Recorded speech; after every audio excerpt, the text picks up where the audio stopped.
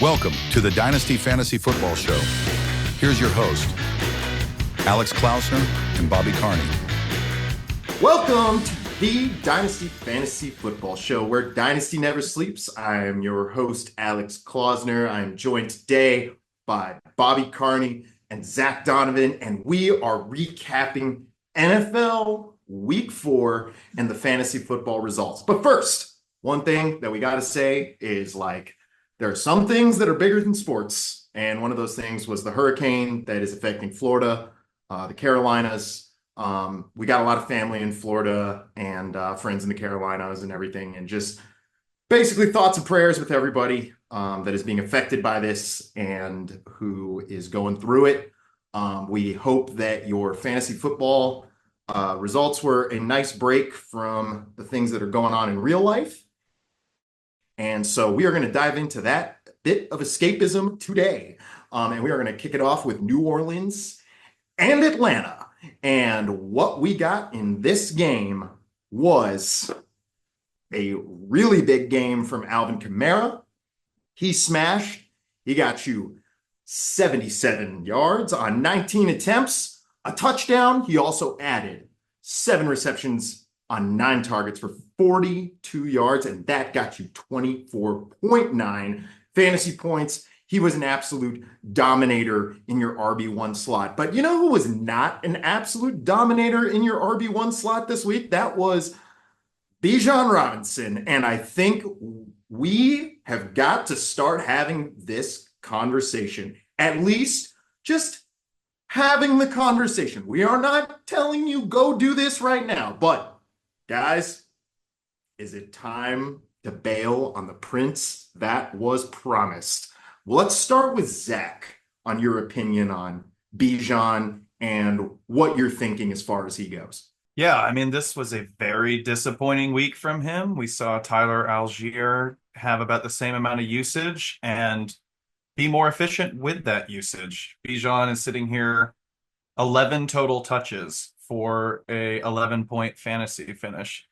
And the thing about Bijan is you spent a first-round pick and redraft, a late first, early second, and a startup dynasty draft to make this guy a fixture of your team and build your team around him and saddle that stud, as Jason from the Ballers would say.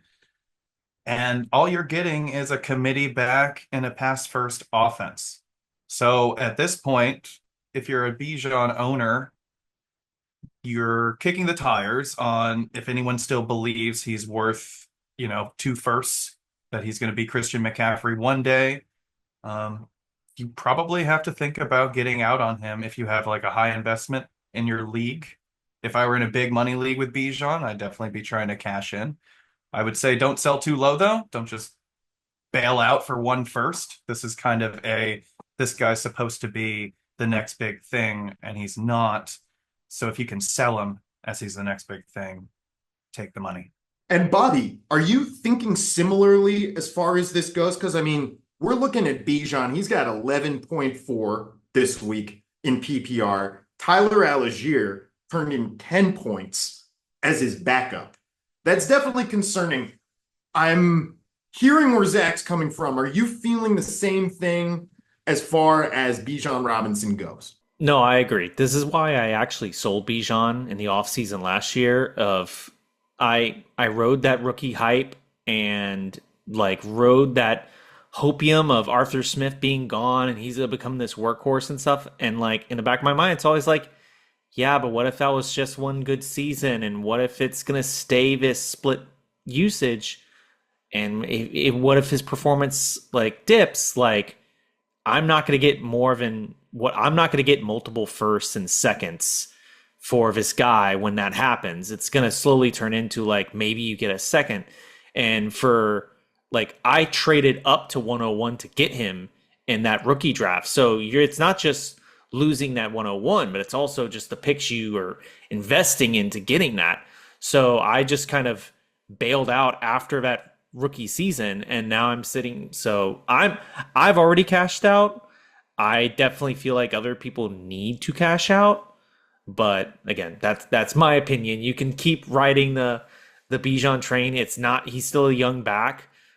He's still got a lot of talent. This is also just an off game, maybe. These are divisional opponents. They play each other all the time. We've seen Bijan before. They know how to defend Bijan.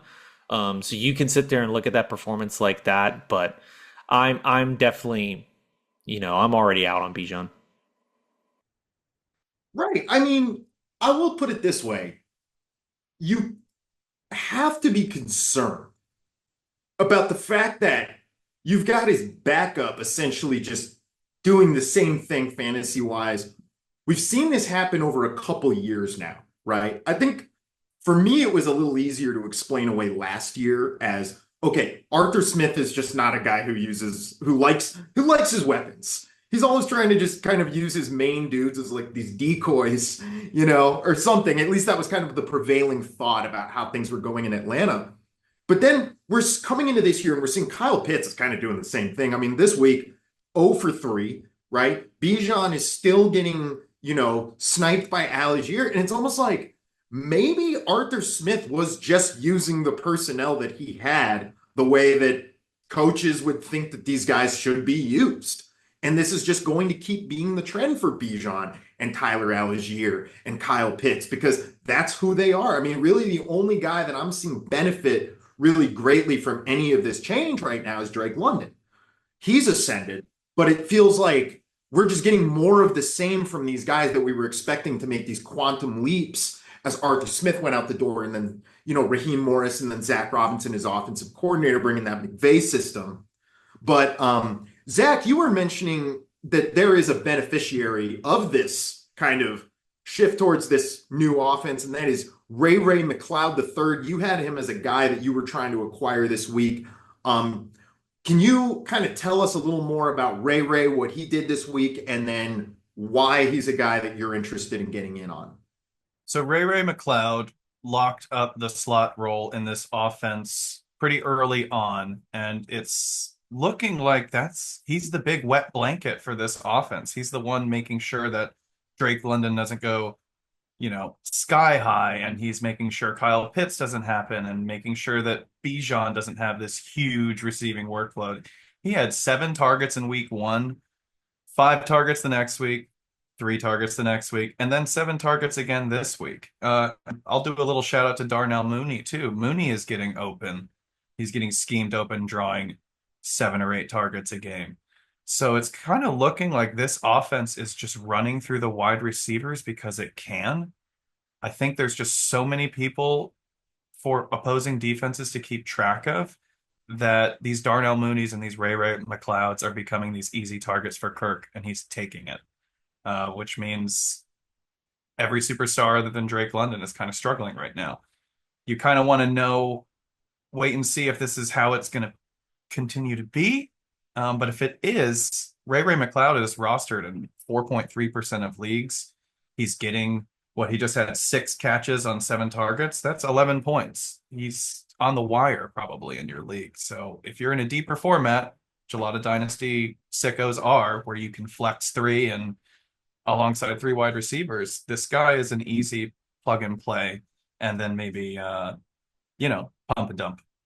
Something we're also not really thinking too much about when it comes to these assets like Drake London, Bijan, and stuff is this is the performance of Kirk Cousins. Like, how does Michael Penix down the road, if this actually happens, does it going to make this even worse? Because we've seen how some bad rookie quarterback play is sinking some other assets. Is this going to sink these even deeper? Or like almost to the point of like, do any of these players make it to their second deal with the team, and then now you're in the whole waiting game of where do they land next. So that's another thing to be factoring in with these major assets. Zack mentioned something about formatting that I thought was kind of interesting as he was kind of talking about like, okay, if you're in this kind of league, you're going to be valuing things this way. And one of the things that I think that we have to give a shout out on formatting is if you're in a league with a kicker and you had Younghoe Koo in your lineup this week and they give you those bonuses on the long field goals, like if that's your scoring, like the traditional kicker scoring where you get the long field goal bonus, he killed for you in this week. He was like your running back one. He got you 20 points. So just a shout out to those who are still riding with the kickers in their dynasty leagues. And those who have Younghoe Koo really have a good one. He has been awesome. Just another shout out that I wanted to give was Rashid Shaheed. Came back from the dead last week. He was like just one of the most brutal starts you could have had because he goose egged for you. But this week, 8 of 11 for 83 yards. He also had 2 rushes for 14 yards at 15.7 fantasy points. Rashid Shaheed, alive and well in New Orleans. The Falcons, by the way, won that game by the final score of 26-24, just edging out the Saints on Younghoe Koo's final field goal. And we are going to move on to another game to discuss. That will be the Cincinnati Bengals 34-24 victory over the Carolina Panthers. Zack Taylor gets his first win of the year, but in defeat, the Red Rifle has done it again. He looked really good. Andy Dalton for the Carolina Panthers, he has certainly revived a couple of these assets in this Panthers offense. So here's my question. With the way things are looking right now, with Deontay Johnson, for example, getting 13 targets, 7 receptions, 83 yards, a touchdown, 21.3 fantasy points. Then you have Xavier Legette, 6 of 10, 66 yards, a touchdown, even 2 rush attempts. Let's think about this. Are we now going to be viewing Carolina Panthers wide receivers with Andy Dalton as the quarterback as weekly, like wide receiver 1s or 2s? I don't know how much I would go with a wide receiver 1 yet, but I'm definitely like trying to find that flex guy that I can rely on right now because Olave's been banged up a little bit. I've been out with AJ Brown's been out for about 2 to 3 weeks now. Puka Nakua's been out, and he's going to be out for another month. So one of my fantasy teams has really been trying to just find one of these guys that can play in flex. And I have a lot of these young players, especially young Carolina players, because I have Jonathan Mingo, I have Xavier Legette, and then I have Odunze for the Bears. So I tried to ride Odunze this week, and that led to my loss. So we'll talk about him next for sure. Yeah, we'll talk about him later. But yeah, so a guy like Legette has been one of those guys that I've been interested to see, like, hey, if he can put a couple of more of these performances together, I'm in dire need of trying to find some guy I can rely in there and flex. And if he can keep up another few of these performances, like, I would love to be putting someone like that in there. Absolutely. I mean, this right now, I think is a great little buy window for Xavier Legette.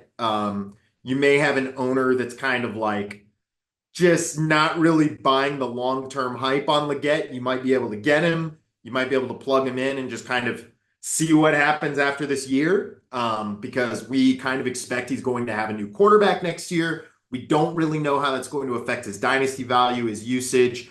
I mean, who knows how stable the coaching situation is, but what it does look like is Xavier Legette can come in and at least be a competent flex if Andy Dalton is going to keep delivering the ball the way that he is. Now, another flex that we have to talk about getting in the mix this week was running back Chase Brown for the Cincinnati Bengals.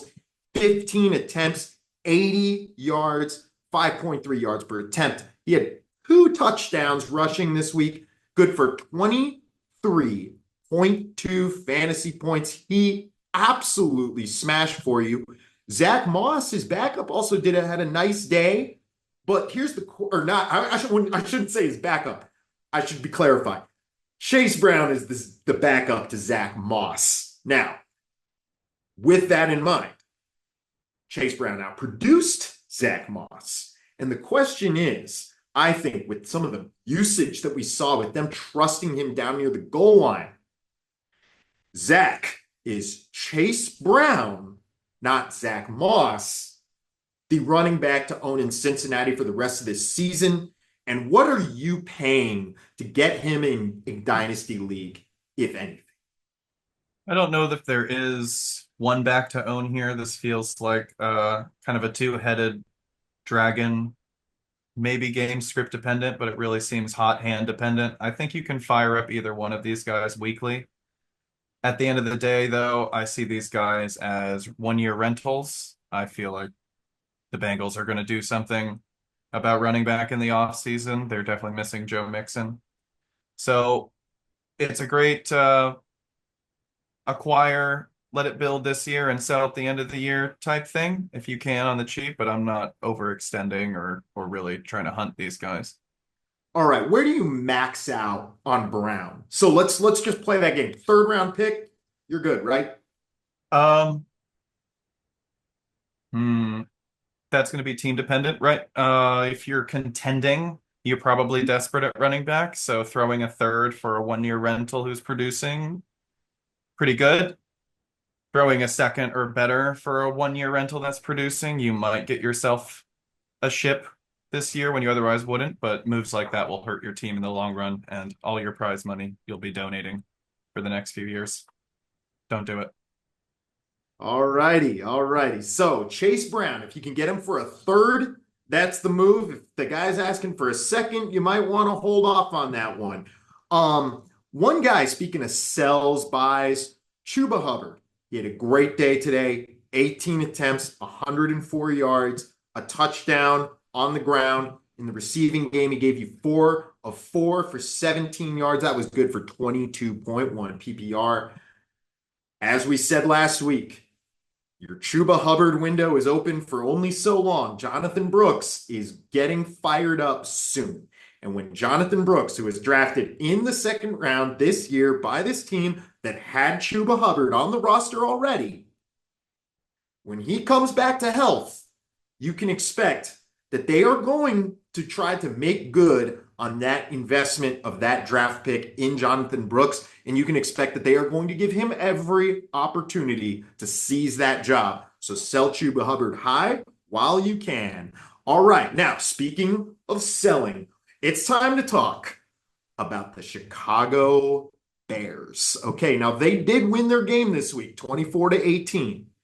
And they did so behind the legs of DeAndre Swift, who had a massive game, the kind that we were always waiting for him to have when he arrived in Chicago. 16 rushes for 93 yards, a touchdown. Then 7 of 7 for 72 yards in the receiving game, good for 29.5 PPR.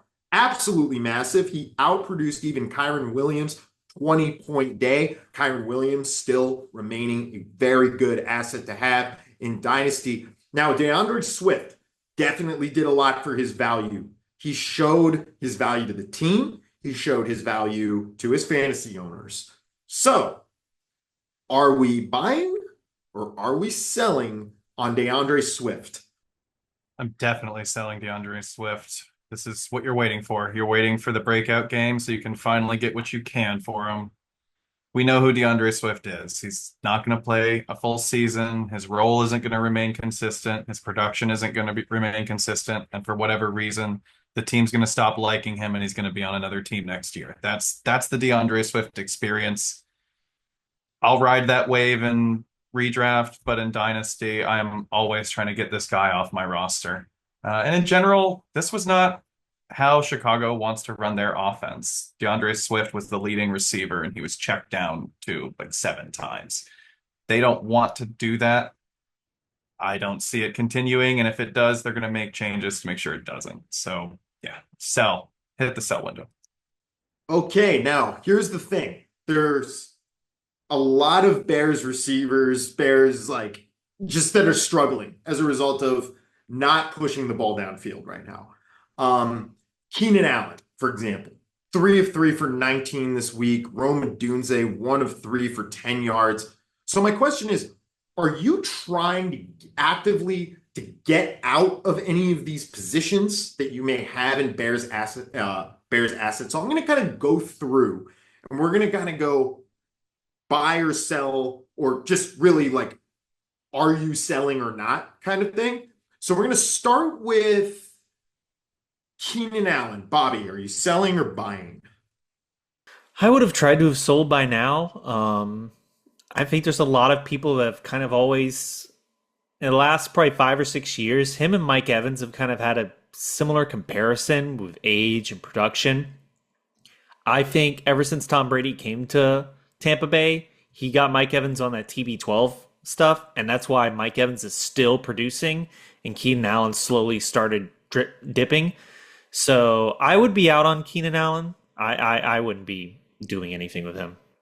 Okay, now just to give you an opportunity to get on the DeAndre Swift conversation, are you buying or selling Swift?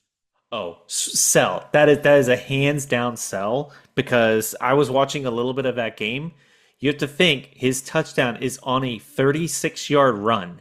If that gets stuffed, his stat line would have been 15 rushes for 57 yards, and we would not be talking about him.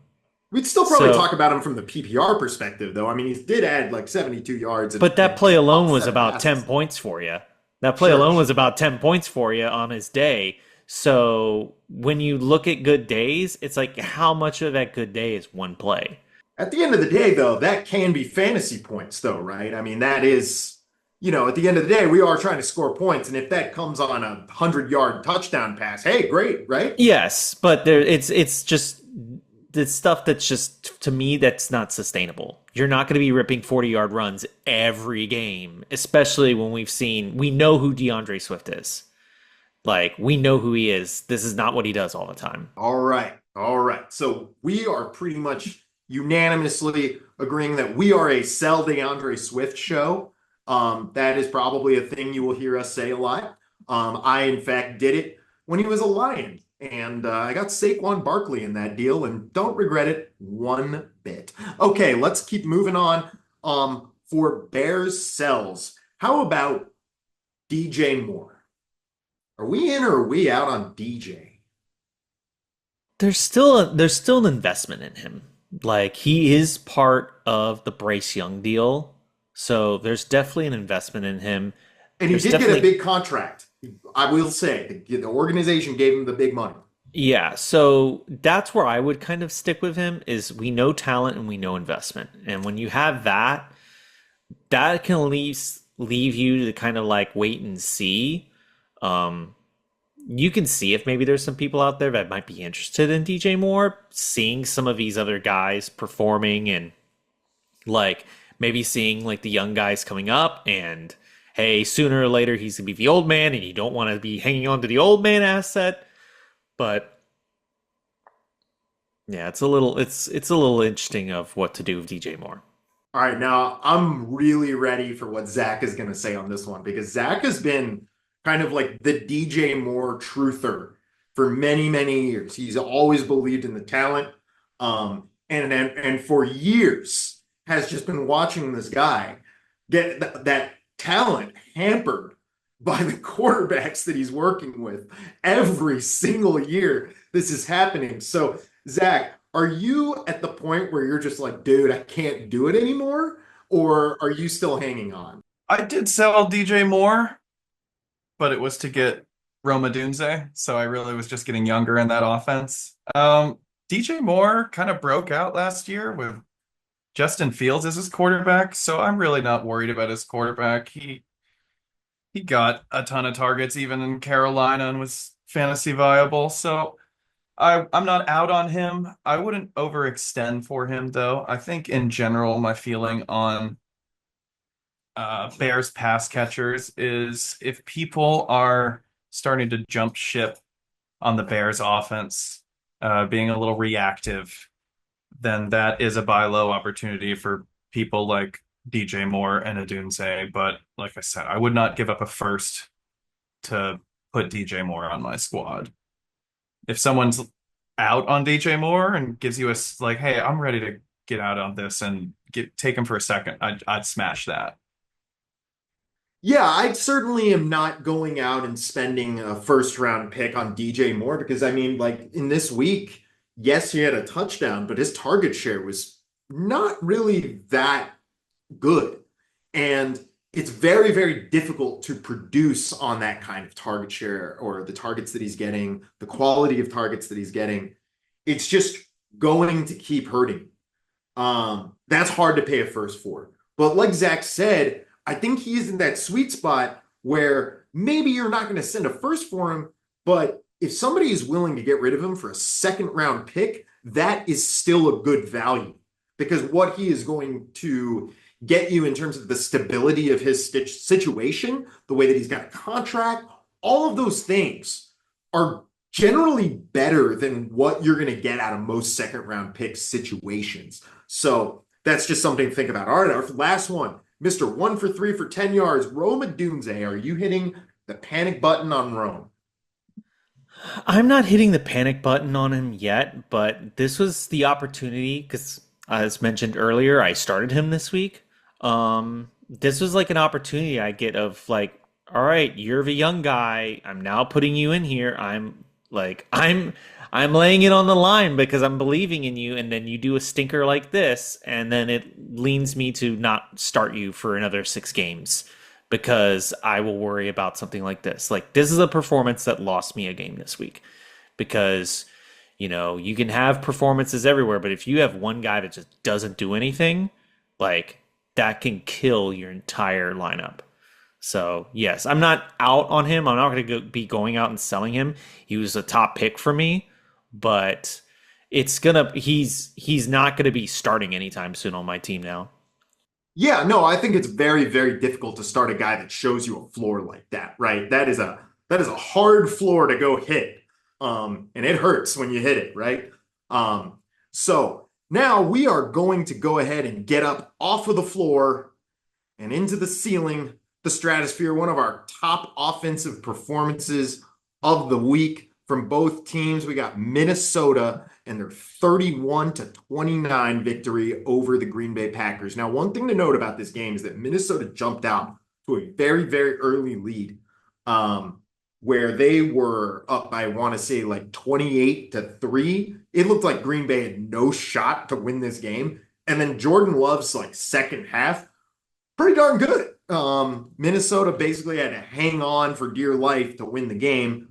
And they did.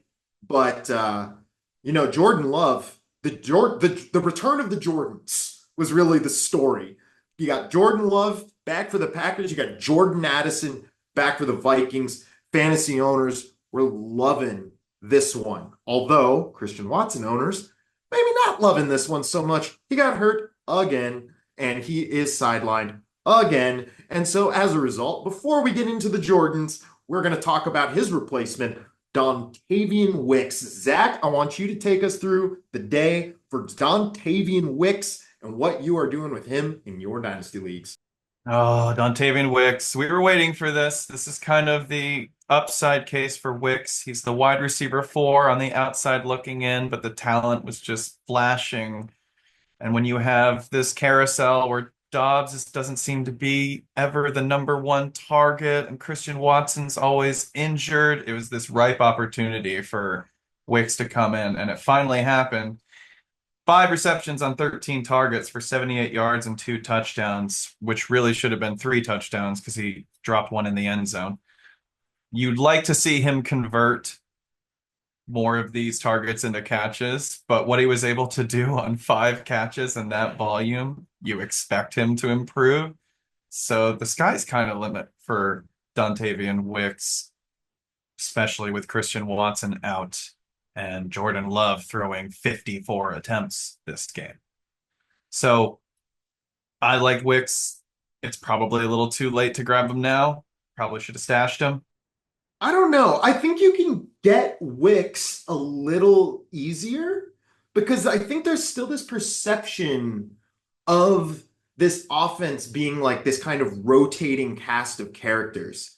You know, has the market fully corrected on Dontavian and his kind of role, and that we've seen him kind of carve out for himself? Because there's still this perception of like they're throwing to 4 guys, right? And they're gonna spread this ball around. Well, Christian Watson is injured. They're not really lighting up Romeo Dobbs. Jaden Reed is obviously the number 1 dude in this offense. I mean, he absolutely smashed. But I don't know, like Dontavian Wicks, I'll tell you my story on Wicks last year is I dropped him in 2 of my leagues for the reason that I thought Well, he's like the fourth or fifth wide receiver in this offense. He's like not really going to be getting the ball that much. I like the talent, but I mean, I just don't see him getting involved. And then it was like he would just constantly mix in to the games last year. And then every time he got involved, he smashed. And so it's like, if he keeps doing this where Christian Watson is sidelined, he comes in. I think he's got Christian Watson's job. Yeah, they're tired of dealing with it. They will be. I know fantasy managers are tired of it, and he's definitely hitting my three strikes where I won't say someone's injury prone until it's 3 years in a row, and then I'm like, okay, you're Will Fuller. I'm not doing this anymore. Um, and Christian Watson is there with me after this game. I'm done. There was an upside case for Wicks even with everyone healthy for him to take on the number two role. And now Christian Watson's out of the way. I think the fantasy community is pretty like keyed in on, oh, this guy had a big day. Oh, the guy who was standing in his way is injured. Like he's a bit high profile now.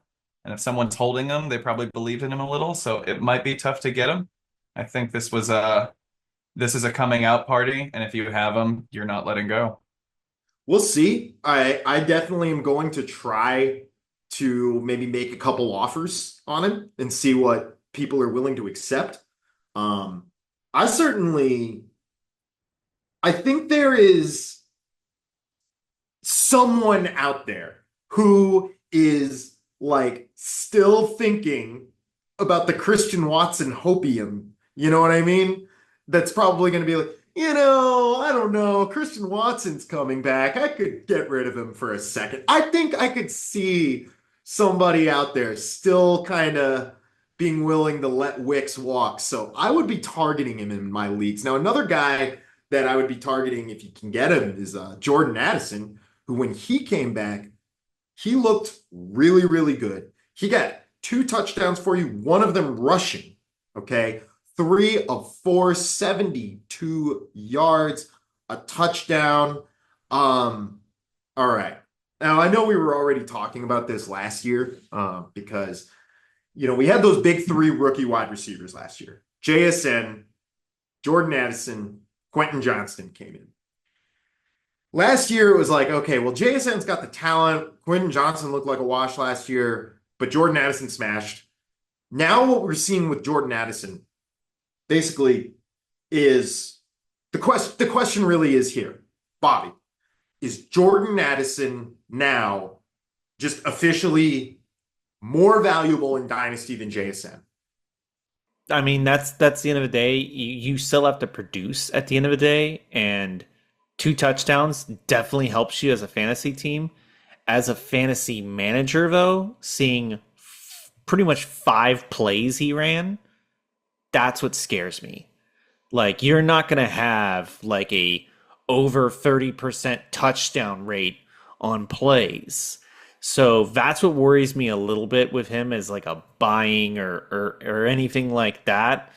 But I mean, at least he's scoring touchdowns. Like last time I checked, like JSN's only got 4 for his career. He had 2 in this game. So when it comes to like comparing them, like, yeah, I would definitely be happier with Addison right now. But I still don't think there's enough there where I'm like, if I'm like big game hunting, trying to go after a guy like him right now. Yeah, I would actually think that Jordan Addison is a guy where it's like I'd rather own him than want to go buy him right now. You know what I mean? I think if you were going to get him last time, the way to do that was to get him in your rookie draft last year, which I was in position to do, and then I traded up to get JSN. Nice job. We're not doing that again. We're not doing this again. We're not doing this again. I'd say on Jordan Addison, a lot of people were doomsaying him this offseason. So I bought low on Jordan Addison in a couple leagues where I needed wide receiver.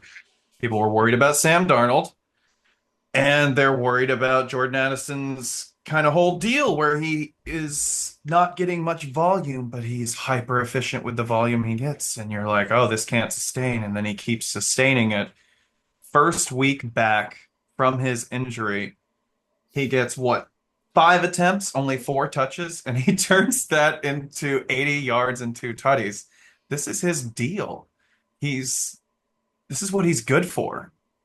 I I'm kind of in on Jordan Addison being an outlier.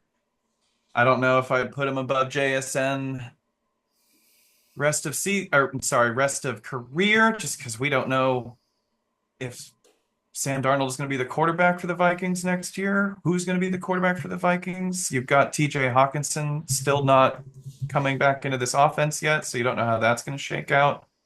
So I think JSN has a clearer path forward as far as role in the offense, lack of competition.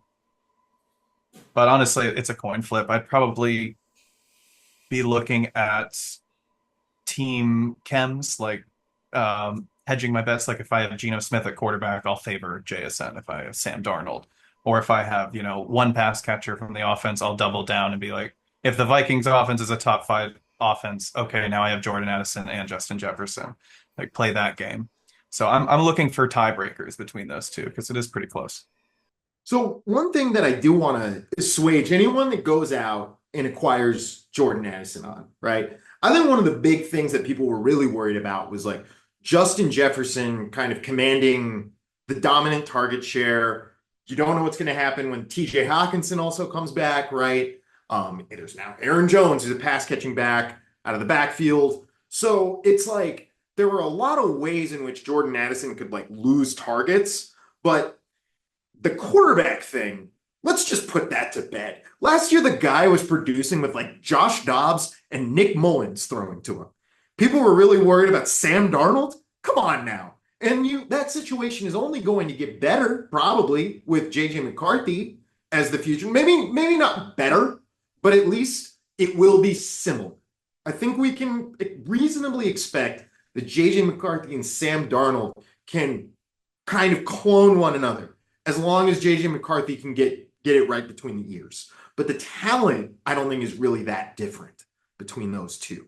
I know Sam Darnold is a hyper-talented quarterback, but people do not forget that JJ McCarthy was a 5-star recruit as a quarterback out of high school. Now, one thing we want to talk about in terms of buys in this, we want to talk one more player here, which is tight end Tucker Kraft, who's 6 of 9 for 53 yards and a touchdown, was good for 17.3 points in fantasy PPR this week. So, Bobby, are you in TE Wasteland trying to go out and get Tucker Kraft right now? Yes, if you're definitely looking for a tight end right now, this is definitely some guy I would probably be targeting.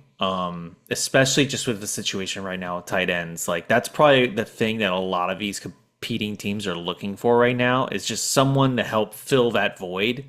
Tucker Kraft could be someone that might be very affordable that you can get, and he's good.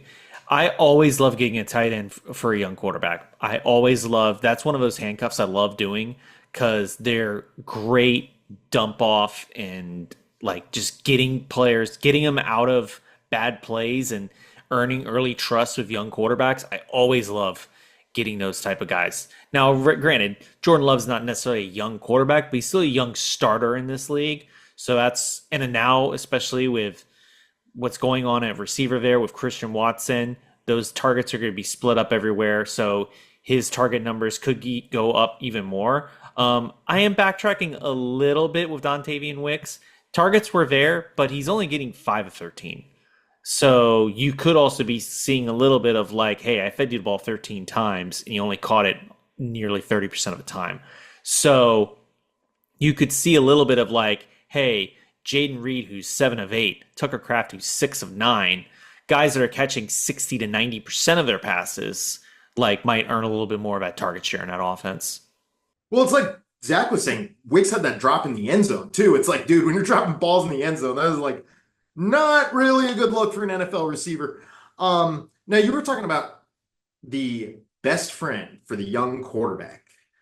By the way, wanted to just say, shout out a young quarterback here who had a great day despite throwing 3 interceptions IRL. He still had 31.2 fantasy points. That was Jordan Love, whose day was buoyed by his 4 touchdowns to counter those picks on 54 attempts. Now, the reason I'm talking about Love is because I'm trying to segue into our next game, which featured a showdown of 2 very intriguing young quarterbacks, and that was the matchup between the Pittsburgh Steelers and the Indianapolis Colts.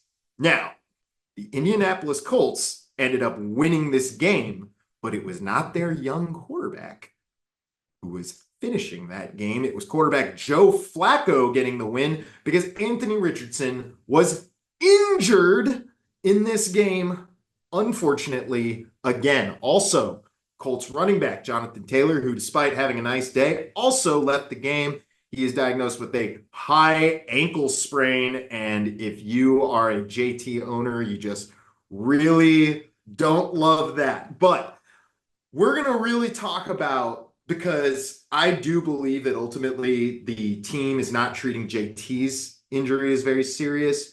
Something that is serious is this trend of Anthony Richardson getting injured while running. And when this guy's throwing, let's say, 49% completions, I think he's actually at 50 right now, but statistically, if he had thrown like 1 fewer completion, he would be at 49% completions as an NFL passer, right? So that's got to be, for as a fantasy owner, you've got to have rushing value that's coming with that. But as we saw in this game, Anthony Richardson is getting hurt because he's running the football. And so, Bobby, I want you to kind of take us through what you saw, because you were kind of describing that injury to us a little earlier in this game, and tell us whether or not that is giving you kind of the same level of concern that, frankly, I have about Anthony Richardson's longevity in the NFL. Something that you just need to be on the lookout for, and there are some people that know about this with just favoritism in the NFL.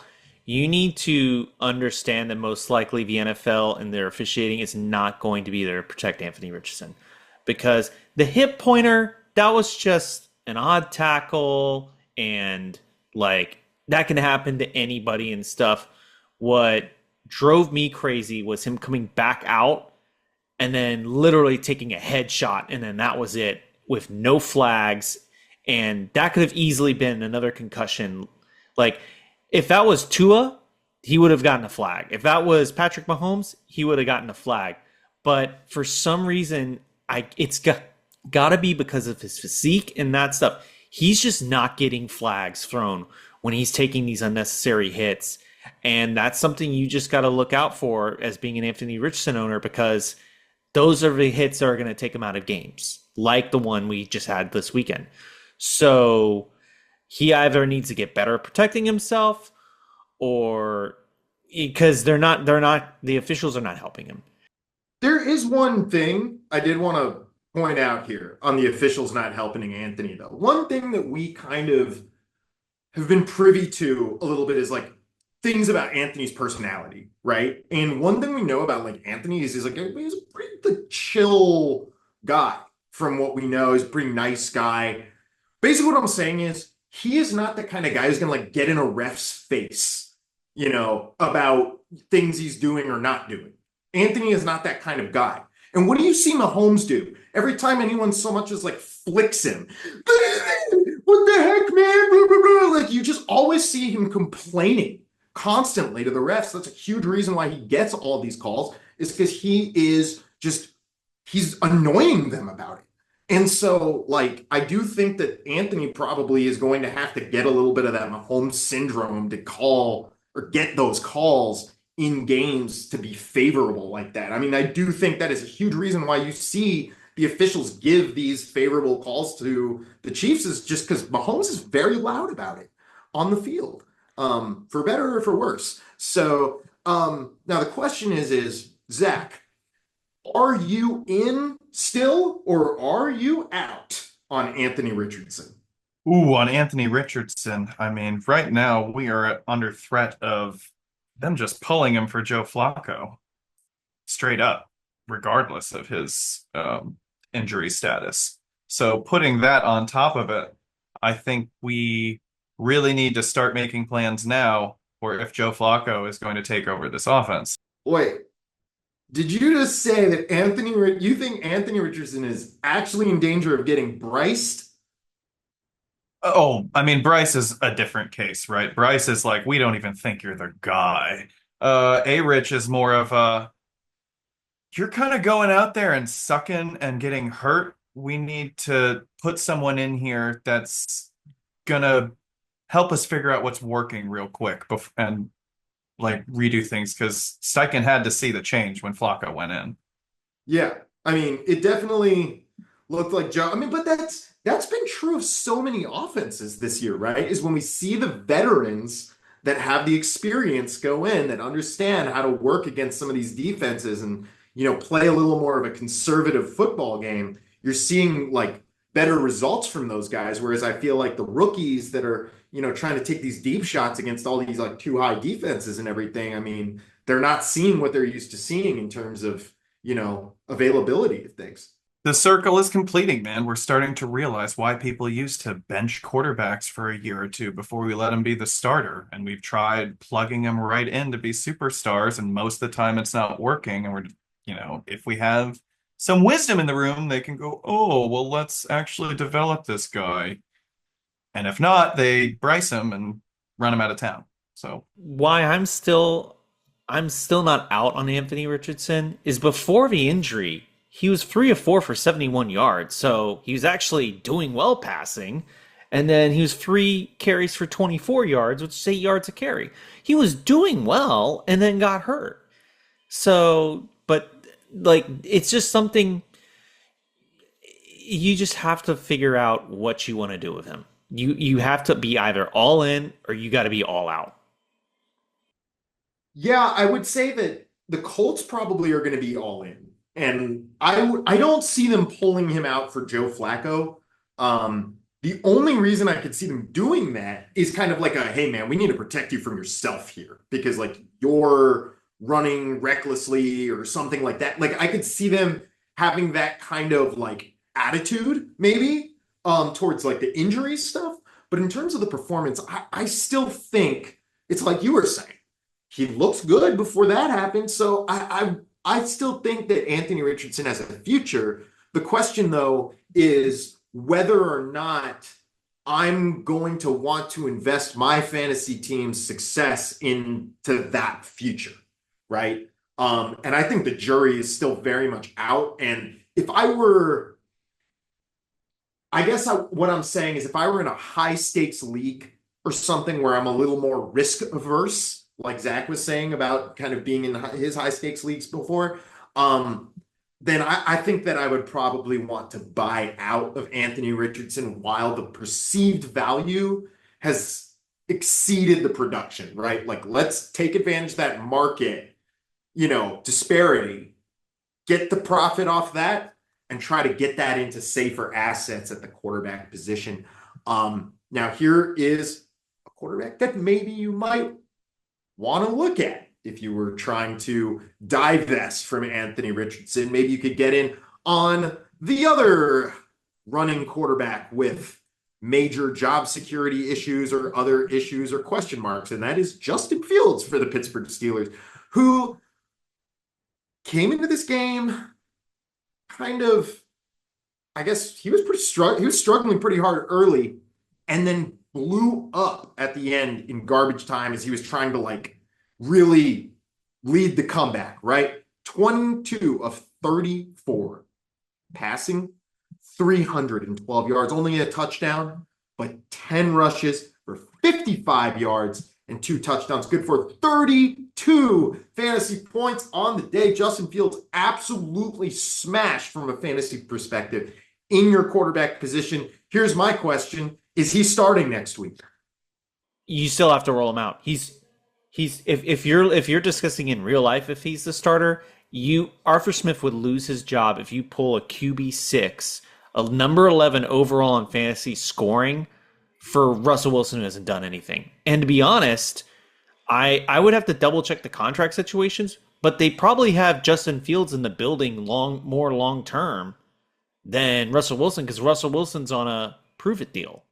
I think they're both on a 1-year contract. Both of them, I believe, are on a 1-year contract. So there's no loyalty to either guy.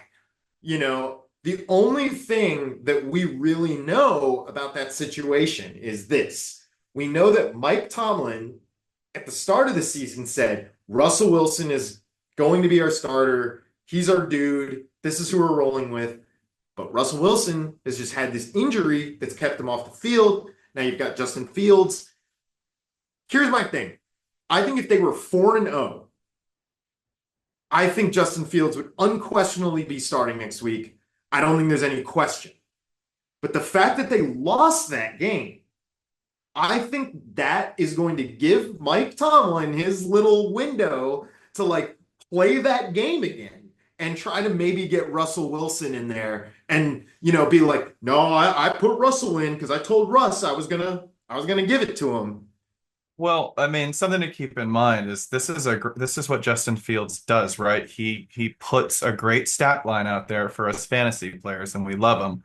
But if you watch the game, he was losing that game for the Pittsburgh Steelers. It was him. That big red fumble we see on our stat sheet. That was huge. So after putting his team behind with a bunch of dummy plays that we're used to seeing from him, he went against a garbage time defense and racked up some numbers that didn't get the W. I don't think his fantasy output is protecting his job. I think he's been in the hot seat and this didn't help him. And Russ is ever closer after this week. Yeah, I do think there's a pretty serious chance that Justin Fields is going to get replaced. Now, I do think, this is what I predict, right? My general belief is this is not anything except vibes, okay? I am not giving you this information on anything except just pure vibes. I think Mike Tomlin is going to put Russell Wilson back in. Russell Wilson is going to go out there for about 2 weeks. The Pittsburgh Steelers are going to be 3-3, and then Justin Fields is going to come back in as the quarterback. Right. Russ is at least going to get his shot. And then once we see how Russ does, then we really know, right? If you do that, you're wrecking everything in that team. That's my whole opinion is if you go Russ, you have to stay Russ. You can't just do this back and forth between them. And that's what I feel like right now there's a lot of hope and excitement around that team with Justin Fields being a younger guy of hey, maybe if we can get this correct, he could be a longer term option here. Russ is old. Russ is on a 1-year deal. If you just go that route and it fails, this whole season could turn upside down for the Steelers. No, I agree. I think their season is really going to depend on how Mike Tomlin handles this quarterback situation. I do think for guys like Pat Freiermuth, 5 of 7, 57 yards and a touchdown, I really think that if you're the Pat Freiermuth owner, you've got to be watching this quarterback situation really closely. And you've got to be thinking about how that's going to affect how you play that guy in your lineup week to week. It's going to be something that you're going to want to monitor as the owner of Russ or Fields or any Pittsburgh Steeler, including Najee Harris, who shout out to your 19 yards on 13 attempts this week. No, I think even with that, even the rushing stats, I think are just going to get worse with Russ because at least with the rushing stats, you have a little bit of read option that you have to worry about with Justin Fields. That is all gone once Russell Wilson's in there. All right, now we are going to get into another game, my friends, where we had some truly gross offensive production. That was Denver and the New York Jets, which the Denver Broncos won by the just absolutely massive score of 10-9. And Breece Hall, just listen to this, guys. I just want to read this stat line on the show. 10 attempts, 4 rushing yards, 2 receptions on 5 targets for 14 yards. And those 2 PPR points helped him get 3.8 on the day. If you were starting Breece Hall in your lineup, you got absolutely killed. Now, I know that Braylon Allen didn't do much better this week, but here's my question. With Braylon Allen kind of doing what he's been doing, which is just steadily eating into Breece's work, looking more efficient, do we need to have a market correction on Breece Hall? And I'm going to combo package this question. Do we also need to have a market correction on Garrett Wilson, who had 5 of 8 for 41, but he also fumbled, and his PPR output with those 5 catches was 7.1. So if you had him in a standard league, you can imagine that was not getting it done for anybody. So, Zach, passing it to you. You've been a guy who's really been in on Garrett Wilson and Breece Hall and those talents. So here's do we need to market correct these dudes? So I'll say for this game specifically, I think my biggest takeaway is the Denver Broncos defense is legit. And you, from a gameplay perspective, need to look at that matchup. And if you're doing start sits, you need to really consider starting someone of a lower value with a better matchup. Play that DFS game when it comes to your weekly start sit against the Broncos, because it looks like they're going to be giving every team trouble, and you should avoid it. As far as, we'll start with Garrett Wilson, since that's a little juicier. I think Garrett Wilson is kind of in that buy low window that Chris Olave was before these last couple weeks, where he's that guy who should be a wide receiver 1 and is getting all the underlying metrics, such as the targets, where it should happen, but it's not happening. Oh my God, I'm tired of waiting for it to happen. That guy is usually the kind of guy you can buy low on and make your team better in the long run. I'm not really worried about Garrett Wilson in this game, not just Broncos matchup in general, but if you're starting a wide receiver 1 against the Broncos, they're facing Patrick Surtain, and they are going to have a lackluster day, if not a terrible day. I actually like seeing 8 targets, 5 catches, 40 yards, against Patrick Surtain. So that was more than I expected. I benched Garrett this week, but as far as his dynasty value moving forward, yeah, I'd say he's a buy low wide receiver 1 with upside. Just let the bad matchups get out of the way and let him become what he's going to be. Breece Hall, this was such an out of character game for him. I'm really just going to forgive him. He looked like he was hungover. I don't know if a pet died, but it just he didn't look anything like he normally does. Even just his motivation. I don't know if it's a mood thing. I'm just going to forget this one game. These things happen. I'm not gonna. Shout out to Breece Hall's cat. Yeah, shout out to his cat. But on the market correction with Breece Hall, I think he's in that Bijan tier where these guys were the top 2 dynasty RBs in fantasy, and now you're seeing that they're stuck in committees, and their offense isn't a smash every week. So especially the Jets. Yeah. I mean, Nate Hackett is really raising a lot of questions about his competency as or re-raising answered questions, right? We have been flaming this guy in the fantasy community for a while, and he still has a job. Thanks, Aaron Rodgers. But yeah, in line with the Bijan, if you can sell high on Breece Hall for a couple firsts, you might want to think about that, because it doesn't look like he's doing what he did last year, where he was the RB2 overall in the worst offense. It doesn't look like it's going forward from there. All right, man. Let me pass it over to Bobby now, because we got to do a market correction for you, which is I want you to tell us about the Broncos, guys. Okay, now, can be gross, right? But Cortland Sutton, 3 of 9 for 60 yards. He got a touchdown today. But that target share, and of course, just the way the team has acted with him, he is very clearly the Denver Broncos wide receiver. And as we know, there is value to be had even on terrible offenses, because eventually people do have to throw the ball. And if there's nobody else to catch it, they will just light up a guy like Cortland Sutton, like with 9 targets today. And then we also had a good game from Javonte Williams. 16 attempts, 77 yards, 2 of 3 in the receiving game for only 3 yards.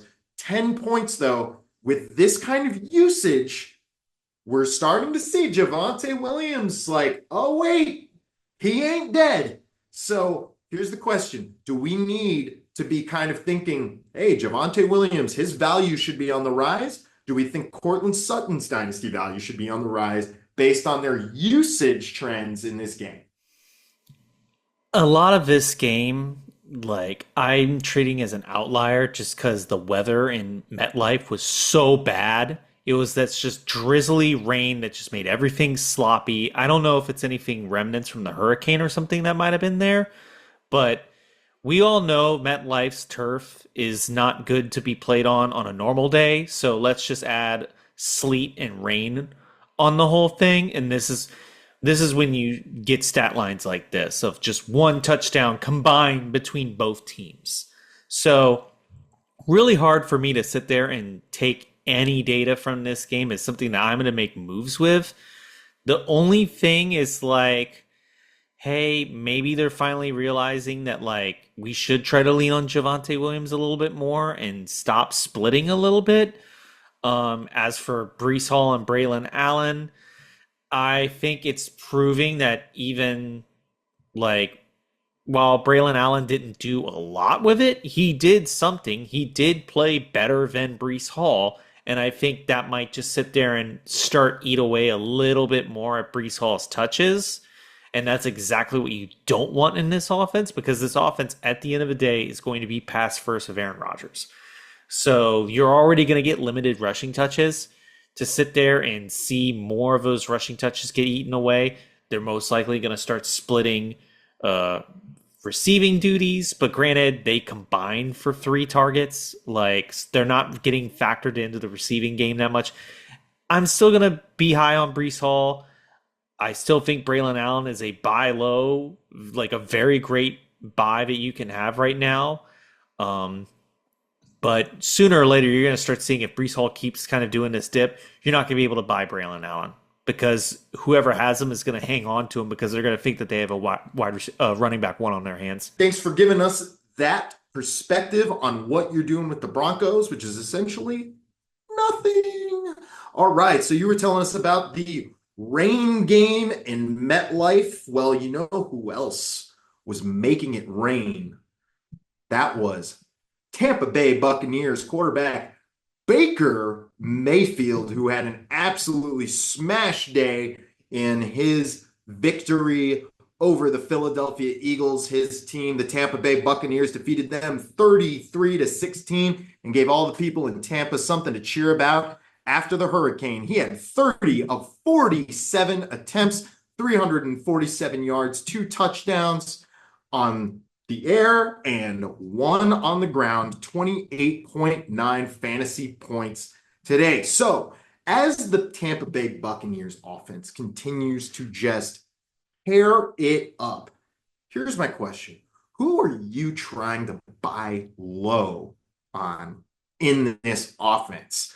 We looking at guys like Cade Otton, Bucky Irving, things like that. So let's start with our resident Buccaneers fan, Bobby. Who are you loving in this offense that the world needs to know about? I'm loving everybody in this offense. I keep joking. This is how it must feel watching me play as the Bucs in Madden. Just like the diversity of getting it to everybody. Everybody looks awesome in it. The quarterback looks awesome. Running backs look awesome.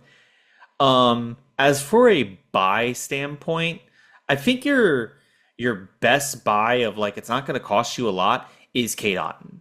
This is a guy that the offensive coordinator has made a valid point of we need to get the ball in his hands more.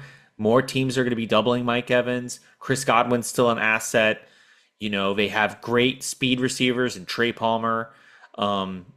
So there's a lot for the defense to already deal with when you pair in Rachaad White and Bucky Irving. So Cade Otton kind of gets lost in traffic, and it's like he becomes the guy you have to just let one-on-one with somebody, and then that's how he gets to start taking advantage of players. So yes, I think he's the guy of like, it's not going to cost me a lot to get him that you should look into. Um, but something as you get a little bit deeper into the season, if you're looking for a guy to get you into the playoffs and into a championship, you might need to look at buying Mike Evans because right now he's, let me get the numbers correct. He's 780 something yards away from that Jerry Rice record. And you got to know when he gets halfway there or he's only 300-400 yards away, they will be feeding him the ball at the end of the year. They will not make target shares, not be the reason he does not get. He will have to be pulled off the field to not get that record. So you need to keep that in mind when you're looking into like aging assets you might be able to buy for cheap for a late playoff push. He's going to get fed a ton at the end of the year if that happens. Yeah, I didn't know that about the Jerry Rice thing. That's a really good point, and teams will actually keep track of these things, believe it or not. I know they say they don't care and they're not after the records, but believe me, they know about them and they're tracking them and they will try to make sure that guys get them. So definitely keep in mind what Bobby said about Mike Evans and his kind of push to get that Jerry Rice record. Now, I did think Cade Otton was a really good shout out. 6 of 9 for 52 yards, 11.2 PPR fantasy points this week. Now, granted, in standard, maybe not the best, but again, this is TE Wasteland, y'all, and you want to make sure that you can find guys that can give you more upside than Kyle Pitts and Mark Andrews did this week. Okay, so moving on, we are going to talk about one of Zach's favorites, and that is Bucky Irving. Now, one thing to note, Bucky Irving and Rachaad White are still splitting carries down the exact middle. Literally, both had the exact same number of attempts, 10, and the exact same number of yards this week, 49. However, Bucky Irving got a touchdown, so he ended up scoring more for you this week. We did see Bucky Irving now equal Rachaad White's workload. Zach, are you seeing this kind of being a thing where it's like this, where we're seeing Rachaad White go down, now they're even, and then Bucky Irving's going to take it next week? Is this the final buy low window? I don't know if it's the final, but yes, we are coming to a middle on this where they are now a 1A, 1B. They looked pretty similar this game, but it was also a game where I think, Baker was lighting it up. So Philly had to kind of pedal back and start saying, okay, run on us. We got to commit to the pass. And so they kind of both just took what the defense gave them. Bucky Irving got the touchdown, so he had a little bit better a day. But really, I'm calling him out here again because he's still only 52% rostered, according to Fantasy Pros. Only half the leagues have him. I mean, now that's including a lot of redraft, right? So I'd say about 15 to 20%, it looks like, of the leagues that Fantasy Pros are talking about are Dynasty. That's kind of what I've seen, where it's like a Dynasty stash that's popular, who's nothing for redraft, hovers around 15 to 20. But still, running back position is not that much more plentiful than tight end right now. They just have a little more production. But as far as guys you can rely on, you're pretty much just as desperate now that we have injuries and committees and all that. So Bucky Irving is still a big buy for me, a big acquisition. Get him before he takes things over, or before he gets enough of a workload that his production means he's taken over for fantasy. Okay, I've got an idea. How about I trade you a guy from the next game that we are going to talk about, and that could be Jacksonville Jaguars running back Travis Etienne, who was injured a bit in this game, did come back. However, the Jacksonville Jaguars now sitting at 0-4, and they lost to the Houston Texans 24-20. Basically, Travis Etienne, let's see. How many points did he get us this week? 7. All right, so Travis Etienne Jr. giving you kind of another rough week. Basically, what are we doing with him in Dynasty? Because he got drafted by Urban Meyer in 2020, right? Or no, that would have been 2021. He came into the league in 2021 with Urban, right? Urban was trying to get Kadarius Toney very famously, and then Toney got taken by the Giants. And then so he drafted Travis Etienne like when they already had James Robinson coming off of like a massive season. And that was a very controversial pick. Travis Etienne ultimately takes that job. He's been building a lot of dynasty value, kind of being the Jacksonville Jaguars running back one, but we've never really seen him take that step, right? We've always been kind of waiting for the Travis Etienne big breakout, year where he just becomes this massive, PPR, almost like Alvin Kamara light. And I think we were just, I don't know, maybe selling ourselves a bill of goods there because Travis Etienne is really struggling and now ceding a lot of carries to Tank Bigsby, who got 9 points PPR this week and outscored Etienne. So here's my question. Are we taking this as we need to buy the dip because Travis Etienne is going to come back and he's going to smash and blah, blah, blah? Or is it we just need to say there's still maybe somebody out there who believes that that is the outcome and we need to sell? Let's start with Bobby on that one. Yeah, I think it's a little bit of a muddier situation compared to like what we were just talking about with Bucky and Rashad. Is I think at the end of the day with Bucky and Rashad, both of them are kind of, you're happy if you have either one of them. If you have Bucky, you're happy because you got a young running back that's getting work. If you've got Rashad, it's like, hey, you shouldn't be relying as Rashad as an RB1. He's like a wide receiver, RB2, maybe flex, and he's doing enough to make you happy there. As far as this, like this is a situation of like, well, do I try to start paying the extra for Tank Bigsby and see if he can actually take this role? Or is this going to end up finally, no, we just need to force feed Travis Etienne. And then once he goes back to 18, 20 carries, then this is all going to be for naught. But at the end of the day, it's just trying to buy on a struggling team like this. You have to start wondering, like, what's going to happen to the head coaching situation? Are these players going to stick around? Etienne's got to be getting near the end of his deal. He is. So, this is the final year of his deal. The team can give him the 5th-year option. Yeah. And that's the thing is if they picked it up. They picked it up. Oh, really? In the offseason. Okay. Yeah. Okay, cool. So never mind. Sorry, fact error. Might be the team did pick up his 5th-year option. So Travis Etienne will, unless he is traded, be a Jacksonville Jaguar. So with that in mind, I am going to say that I personally would sell. Bobby, are you still a sell or are you a buy, knowing that it'll be in Jacksonville? The fun thing is I had both these backs at one point and I've sold both these backs. The funniest thing is actually I traded for ETN like his injured year when he got hurt right off the bat his rookie year. And there was a team that was kind of struggling and they're like, I need a back. Like I traded him to be my back. He's not my back. And I'm like, okay, well here's this. I'll hold on to him.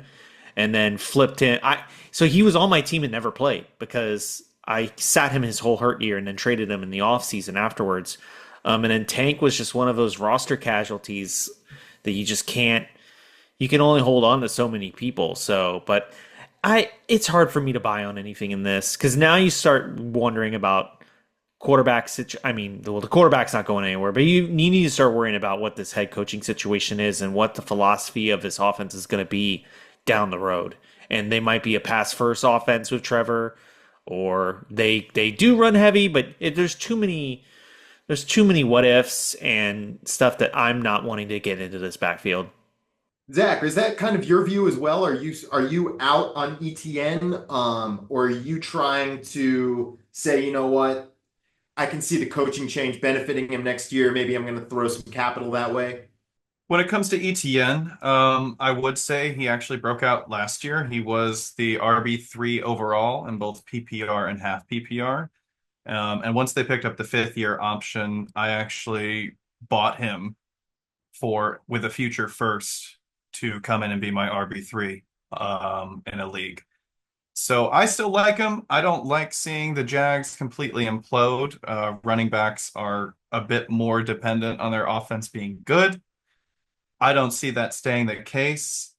And I'm not really worried about Travis Etienne's role because of that option, and also because remember, this is Trevor Lawrence's college check down running back who he's had for the past 8 years. They're 7 years, 6 years. I mean, their chemistry is, automatic. I think Etienne is game script proof. So if the Jags are always playing from behind, great. He's going to rack up a bunch of PPR. So I would buy low right now. You can wait a bit, wait for the Jags situation to implode further, let it look a little bleak. But again, RB is not a very plentiful position. I'd say hold ETN or buy low. If you took this piece of good advice this offseason and drafted Jaden Daniels, you must be freaking stoked right now because he is looking like the odds-on favorite to win Rookie of the Year this game. A 42-14 drubbing of the Arizona Cardinals. We will give a very quick shout out to Marvin Harrison, who got yet another touchdown, even in this absolute murder they suffered. And he is looking like just week one was an aberration. Thank God for those who drafted him. Also, thank God for those who drafted this guy. Trey Benson came to life a little bit. 9 attempts for 50 yards this week. 5 fantasy points. I know that's not much, but it is definitely looking a little better for Trey. That's the first time we've really seen him look like a true NFL running back. And if you drafted him in Dynasty over this offseason, you probably paid something like a high second or maybe even a late first, or if you were desperate, even a mid first. So Trey Benson, you love to see it from him.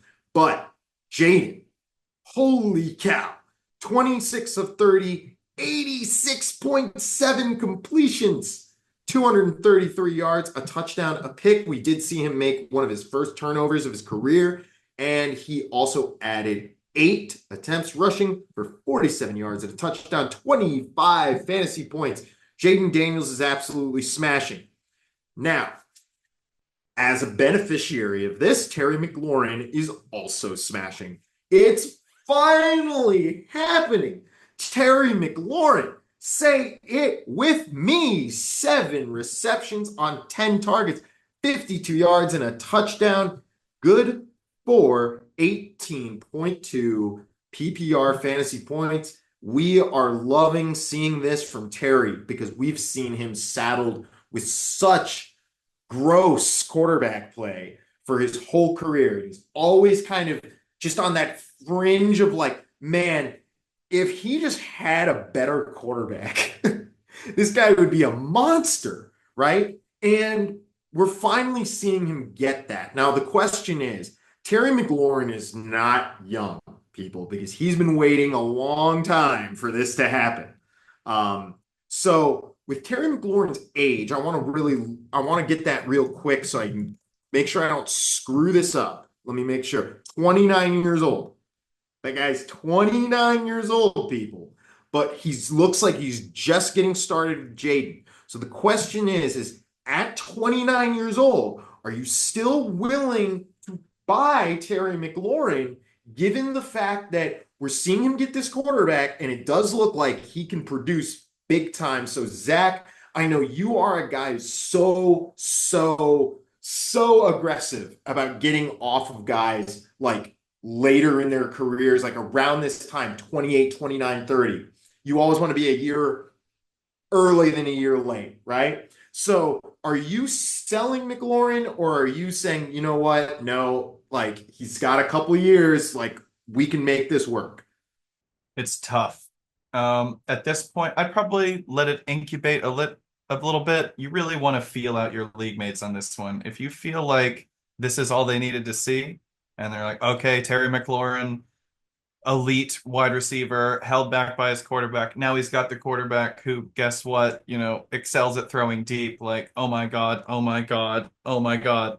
If you got someone willing to pay you, like that's the case, take the money. I'd say right now it's still an underlying metric thing, right? He has 10 targets and a tutty, but he didn't break 22 fantasy points because he only had 52 yards. I feel like there's room for him to have a bigger day, and you hit that window. I think he's going to have like 100 touchdown, 100-yard, 2-touchdown day.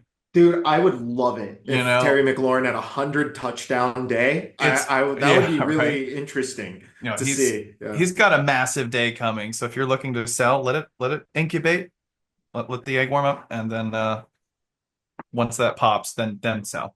A guy that I want to ask you if you are also looking to sell in this is, are you looking to get out on, say, Brian Robinson?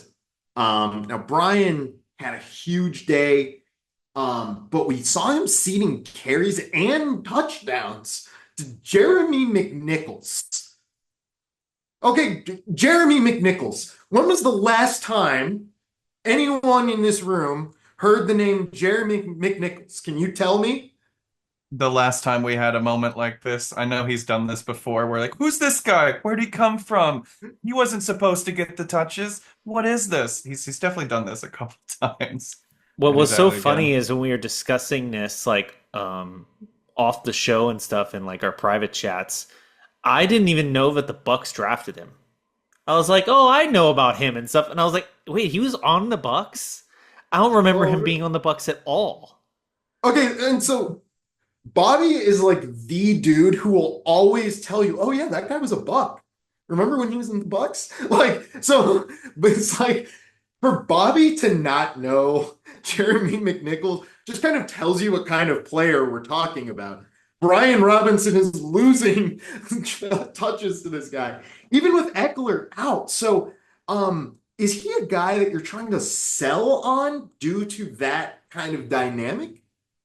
I mean, yeah, you definitely the Jeremy McNichols stuff can scare you, but sometimes those guys just have those games. But at the end of the day, Brian Robinson is just one of those running backs that he never commanded a high price. He's like, we're an off season separated from the jokes that they drafted the wrong B Robinson in fantasy football. So he's never been a high investment guy.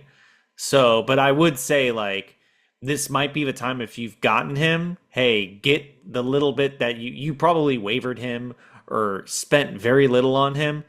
Use this as a moment to possibly get something out of him. Or maybe, hey, you can use him as an asset to flip and trade up into a bigger name player.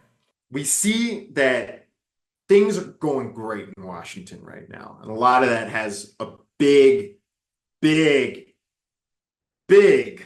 amount to do with their offensive coordinator, Cliff Kingsbury, who is dialing up all of this for Jaden Daniels, crafting the game plans, et cetera, et cetera. It's looking so good right now that I do believe that there are going to be whispers about Cliff Kingsbury getting a head coaching job. Maybe not again in the NFL, but I do think that if I was a college that was trying to find myself a head coach right now, yeah, I would be giving Cliff Kingsbury a call.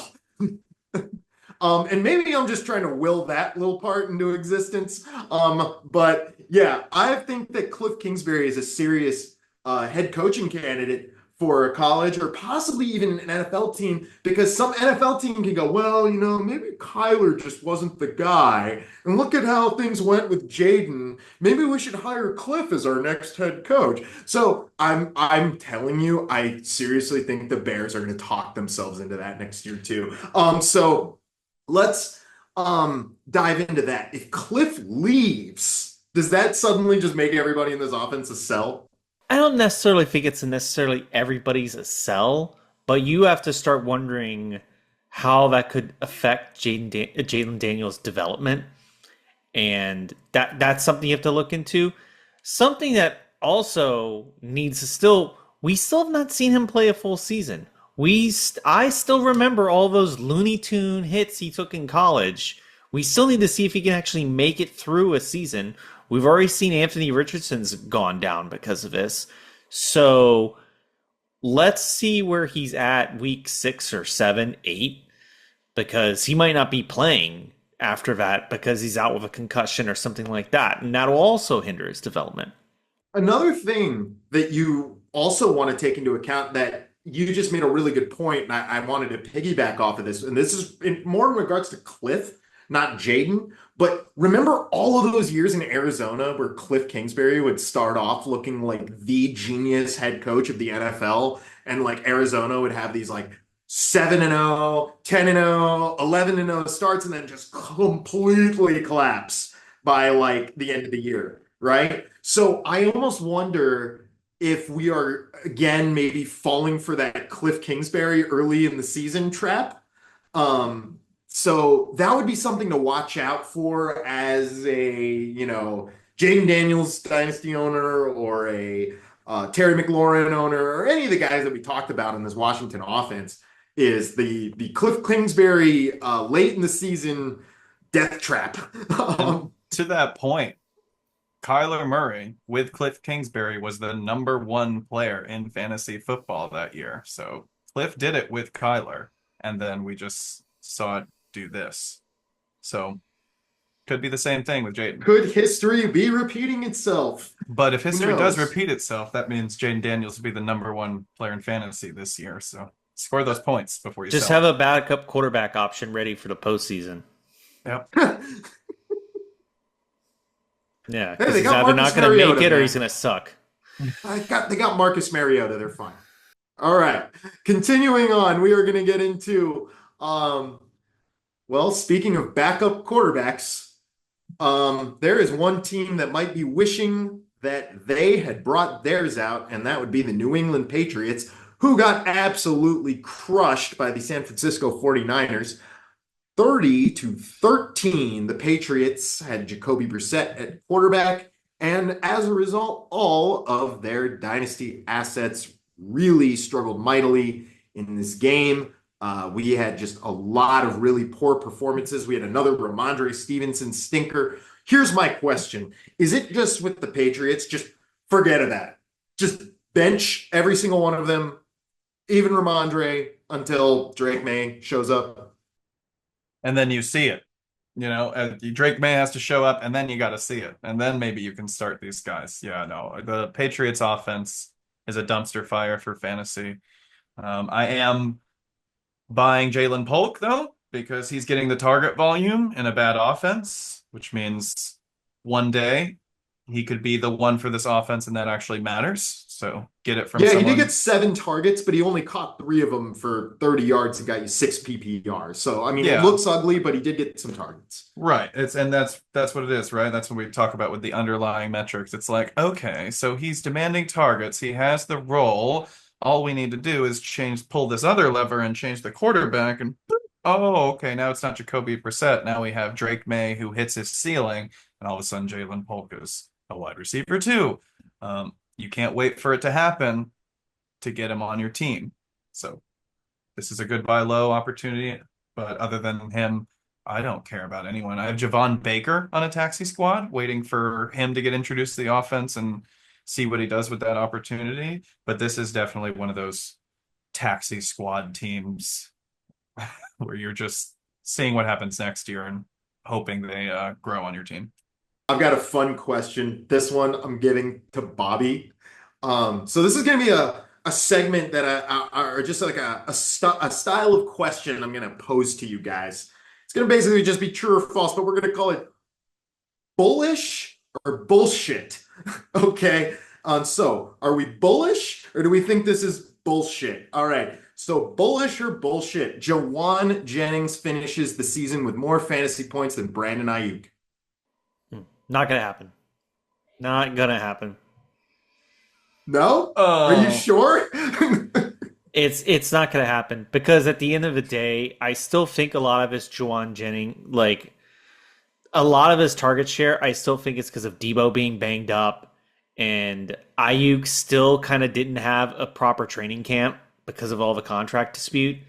So we keep discussing how the alterations of preseason have really affected how we actually go into the seasons now. I still think this is a lot of Brandon Ayuk's not ready. Debo's beat up. They got to give the ball to somebody. So he's profiting right now, but not for the long term. All righty. Now, Zach, what do you think of that one? Bullish or bullshit? Bobby calls bullshit. Are you bullish? What do you say? Yeah, I'd say you still got to think it's bullshit at this point. Although this is, I put the bell of shame on Ayuk this week. It's like now, okay, man, it's week 4. You're going into straight contract bum territory at this point. Like, pick it up, clean it up. Yeah, it's looking a little Albert Hainsworth-esque. I'm not gonna lie. Yeah. This is pretty rough. You held out, you got the deal. It's time to perform. Like, this is Right. ridiculous.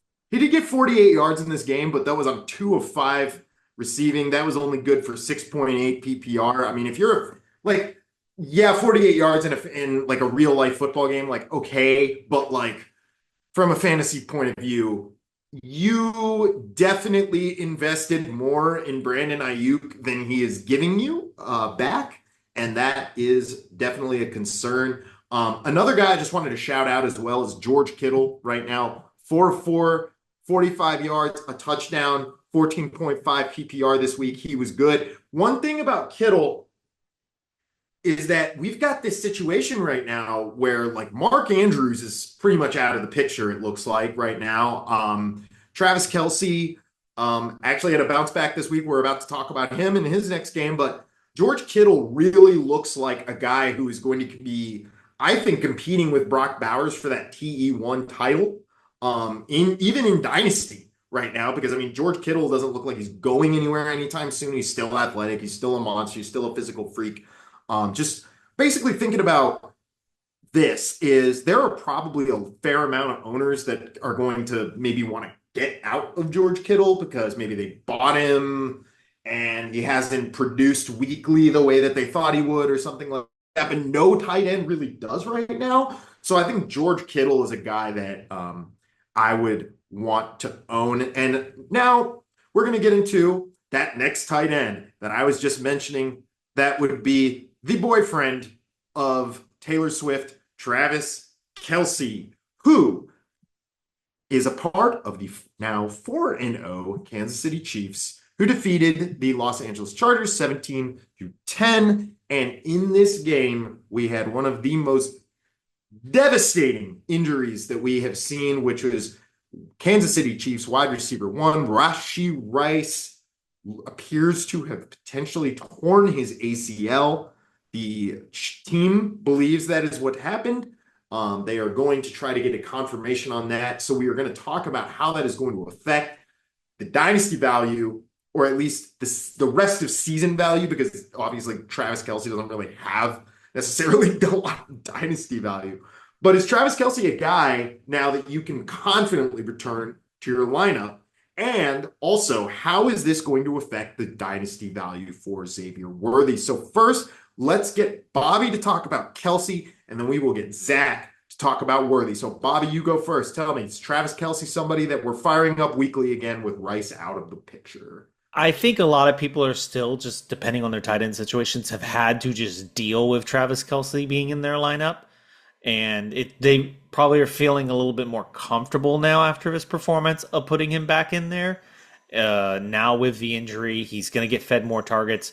But what you need to still worry about is he was already getting doubled.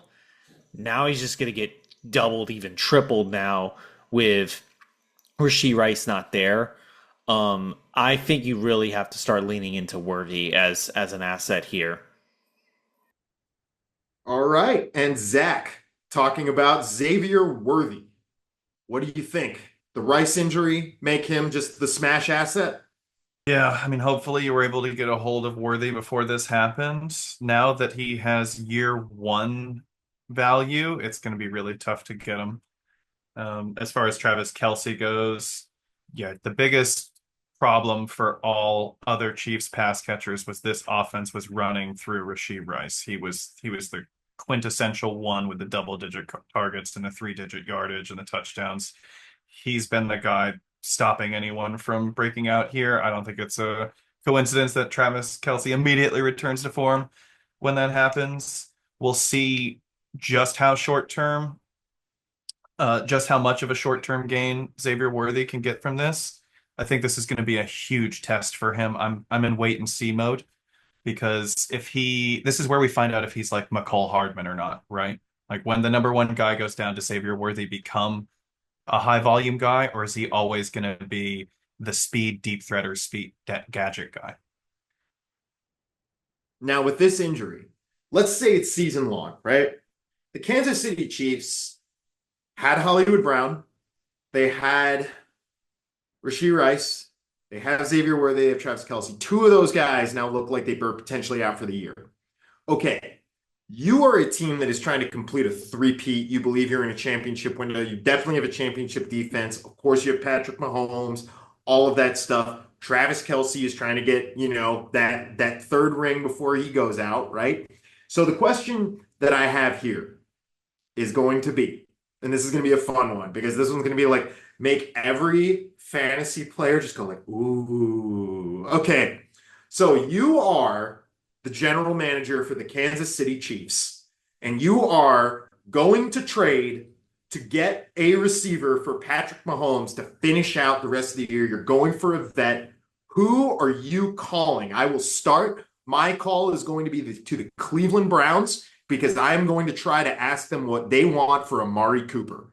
I want to get Amari Cooper the hell away from Deshaun Watson. I want to give Patrick Mahomes a Rashee Rice replacement, a competent route runner. Amari Cooper has always been talked about, one of the best route runners in the game. I think he would be able to come in, plug into that Kansas City Chiefs offense immediately and replace Rashee Rice's production without much of a problem catching passes from Patrick Mahomes versus Deshaun Watson. That would be my call. Okay, Bobby, who are you calling? The one thing I'm wondering is, do the Chiefs call Miami and get Tyreek Hill? I mean, that would make the most sense. That is the person that you could easily, that chemistry's there. Back. I don't even think you have a first because the thing is, now he's a little bit older. I still think you can get assets. The question really is just going to be, where does Miami think they're at long term with Tua and that? Because that's the deal that makes the most sense. If you can be able to get out of a veteran wide receiver, you can get that money off the cap because he's 3 years, $90 million. So he's off the books in 26. He's not off the books in 26 because he's going to have $20 million in void money. So you can get a lot of cap off the books, and then Patrick Mahomes gets his wide receiver one back. And then you can also sit there, and because he's got a little bit more years left, then you can sit there and kind of have Tyreek and Rashee Rice. You got more championships in the future. That is who I would call, but that has to be if Miami's even going to listen to that offer. I mean, I would hang up the phone on you probably, but if I were Miami's GM, I'd probably say, no, we're good. But, I think that all depends on how they see things playing out with Tua. Because if Tua's not coming back this year, I would entertain that offer. But if I think Tua has a realistic chance of playing in a couple weeks, I'm not even talking to you about that. Zack, who would you give a call to for this one? Oh, man. I mean, the dream, like, you don't think about cap space and you don't think about who you're calling. I'd say T. Higgins, just because he can be a one. I don't think the Bengals would ever give the Chiefs anything. They wouldn't give them a snack out of their lunchbox. The number one thing we would have to keep thinking about is we all keep talking AFC receivers. They would most likely go NFC because no AFC. If any team, they'd rather sit there and say, if I'm going to see this guy, I'm seeing him in the Super Bowl. And that's what pushes me towards someone we just talked about, Brandon Ayuk. That guy's just he just told your organization, I don't know if I want to be here. Oh, you've got to pay me $30 million. Oh, and now I got the $30 million. Well, I'm going to have a slow start and you're going to have to rely on someone else. Like, ooh, I'm sorry. If Chiefs say, you want us to take him off your hands for a first, you got Ricky Pearsall coming back. Like, I'd, I'd be out. I'd do it. Let's go. The money would be the issue there, right? I mean, Because I that was think, the whole reason they got rid of Tyreek. well, the money's an issue with anyone we talk about. They have less than 5 million in cap. So, Yeah, that's true. That would preclude a fair amount of top end wide receiver talent. But there's probably somebody they could pull it off with. What you would So most likely have to do is someone that's at the tail end of a rookie deal. yeah, that's true. we're not going to re-sign him. Hey man, maybe the Yeah. 49ers send Jawan Jennings on his way. There you go. Moving on, moving on. We are going to get into the Cleveland versus Las Vegas game there, where the Las Vegas Raiders, the Raiders, come out with a victory, 20-16, and we are going to play kind of a would you rather game. I'm going to name two assets, okay? And then you're going to tell me which one you would rather have in Dynasty right now. So we're going to start off with Bobby. You are going to tell me Amari Cooper or Jerry Jeudy. I'd rather have Amari. I mean, he's just definitely more of a target guy there, and I just a lot of it. Jerry for Jeudy. 35, though. I mean, what's he doing with those targets? I with know, Deshaun but is the question. Yeah, well, and that's also I would have to look at it again, but the quality of targets he's getting from Deshaun Watson, just because the ball's thrown in your direction doesn't mean it's something actually catchable. So, Something to note on Amari Cooper is he did have like the 60-yard touchdown completely clean called back because the center held. So he was real close. One of those targets is oops, it's not a 100-yard and a touchdown day, it's a 35-0 day. Right. But then you have Jerry Jeudy, who's 6 of 9 for 72, got you 13.2 fantasy points, and he's looking like he's actually more consistently productive. And he's younger. He's got the contract from Cleveland, which I thought was insane to give him, given his NFL production thus far. But he's actually been making good on that contract and forming a better tandem with Deshaun than Amari has. I think he is consistently mediocre, and I just don't see it changing. Right, but like I guess yeah. it's a question of like, Zach, would you rather have consistently mediocre, or would you rather have like mostly bad with a good week occasionally? Well, yeah, it depends on what you think about Amari Cooper, right? Amari Cooper has such week-winning weeks in fantasy where he goes off for multiple touchdowns that I'd rather have him win the week for me than depend on Jerry Jeudy to I guess it depends on your roster construction. How many upside guys do you have? How many consistent floor guys do you have? And you might want to mix and match those. All right. Now these get grosser and grosser as we go down. So you ready for this one? Raiders running back Alexander Madison or Raiders wide receiver Trey Tucker? All right, we're going to start with Bobby on that one. Who would you rather have there? I'm always a person you can never have too many running backs. I know it's not great there with him right now, but the Zamir White stuff has to stop. Has to stop now, and I just feel like his target shares are going to go up a little bit. So I would lean Madison. Okay, Zach, Alexander Madison or Trey Tucker? I'd rather have Trey Tucker. He's the only one that I have any sort of, oh, this guy might be something, but Raiders are an offense. If you're not named Brock Bowers, I'm not really in on you.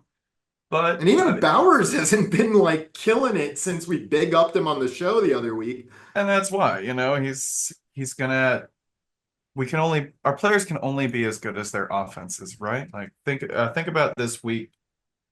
The number 2 and number 3 wide receiver on this week were both on the Green Bay Packers because Jordan Love threw 54 attempts. So sometimes it isn't like offense plays a lot bigger role than we like to admit and we start looking at, oh, this guy has the wide receiver 1 role. That's better than the wide receiver 2 role over here automatically. It's like, no, actually, the wide receiver 2 on a top 5 offense is going to outperform a lot of wide receiver 1s. That is a great point. Yeah. And this Las Vegas Raiders offense is not necessarily going to be supporting many target because of its quarterback, Gardner Minshew. So would you rather have him or Deshaun Watson?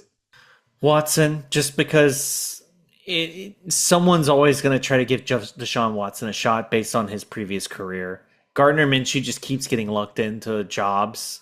So Watson. No, I'd agree. Minshew is just going to be rotating around 1-year deals for people who are left out of the QB carousel. Dude, he's the new Ryan Fitzpatrick. He is. Exactly. He's like the new Ryan Fitzpatrick for sure. Like, yeah. Although, hey, occasionally he can come into a weird situation and smash. So he's a great QB3 and Superflex. That's the kind of guy you want on QB3, where he can come in when you need him, but he's not sitting there on your bench taking up a lot of your economic value without giving you points. Now, okay, like, let me ask you this. Here is like the weird case for Gardner Minshew, right? We know that like he's not going to be in Vegas next year.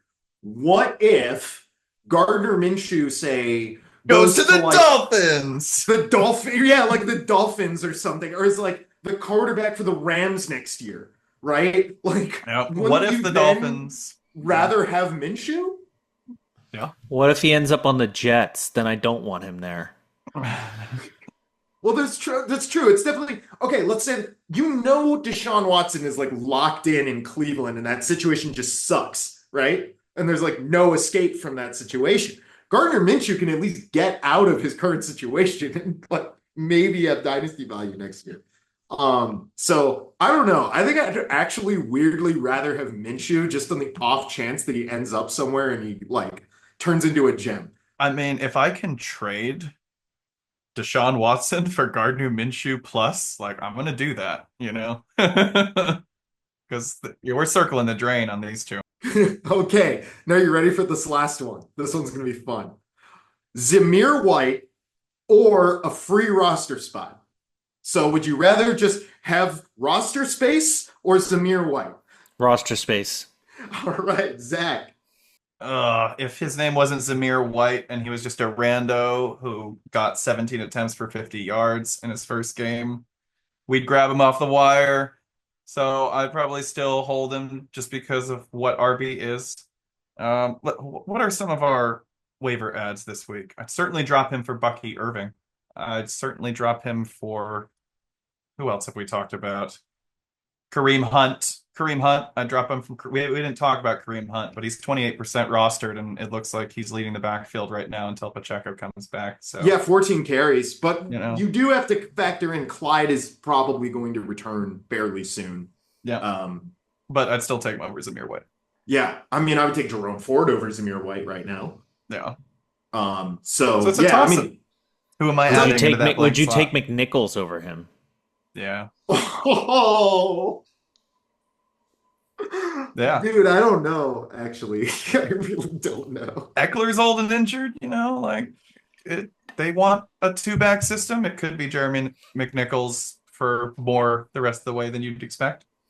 Okay, well, guys, we are going to get out of those very gross options and conversations. Most rewatched part of the show, right there. This episode, that's gonna be like, really gotta dig in here. You know what though is we gotta talk about that for a second, because when you are talking about assets at that level, right? And of like, just like, man, what are we doing with these like low?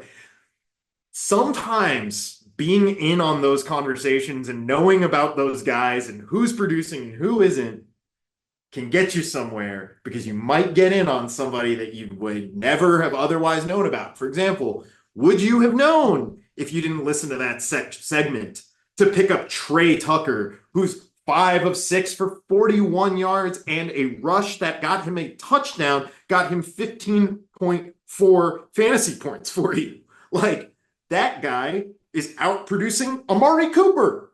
So, it is important to know deep players because those are the guys that help you truly win on a week-to-week basis when, for example, Rashee Rice tears his ACL. You got to know who to plug in, people. That's how we got Kyren Williams. Yeah, for real. I mean, it's exactly. It's like, would you know to grab Kyren Williams off the wire last year if you weren't really paying attention? You've got to know who these guys are. On Trey Tucker, this wasn't a 1 week thing. Last week, he popped up on the radar with 9 targets. So he was a waiver ad last week, and he comes in and gets, 6 more opportunities and 15 fantasy points. Like, yeah, Devontae Adams will be back, but they need to find someone other than Devontae Adams and Brock Bowers to throw the ball. They do. And you know who else might need to find some people to throw the football to? The Buffalo Bills, who struggled quite a bit last night against the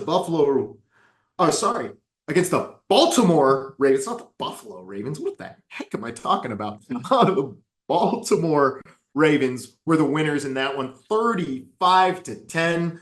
They absolutely smashed, and they smashed through the line again and again with that old faithful wrecking ball, King Derrick Henry, whose 24 attempts for 199 rushing yards and a touchdown plus 3 of 3 for 10 yards and a touchdown, got him over 200 scrimmage yards for the day, 2 touchdowns, good for 35.9 fantasy points. This came at the expense of guys like Zay Flowers and Mark Andrews and basically anyone else from the Baltimore passing game because they just did not get used because they were just like, nope, we're just going to run it with Derrick Henry again and again and again and again until you can stop it. So here's the question.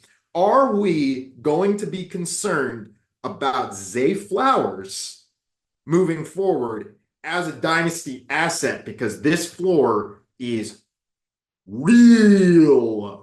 I would also say this: if you were a Zay Flowers owner, you probably were hopefully taking into account when Derrick Henry came in that the philosophy was going to change with this offense, that it was going to be ground and pound with the two of them.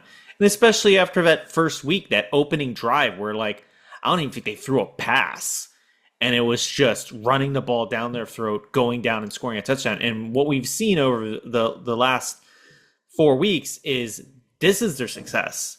Their success is running the ball with Lamar, running the ball with Derrick Henry, and have fun trying to defend that when you need to have so many people in the box to stop Derrick Henry when you've got a guy like Lamar that can just take it outside and get chunks of yards. So he's still going to have his games because you are going to have some days where it's just, okay, cool, we are going to put 9-10 in the box. And then he's going to have a lot of one-on-one shots. Those games are going to come, but you need to sit there and you need to factor in that he's not going to be a reliable. This is definitely going to be a best ball or a flex option.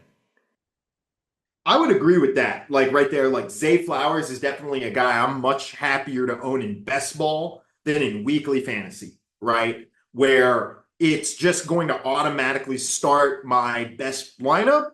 That's where I want Zay Flowers because the pop games are pop games, right? But these floor games, oh my God, are super floor games.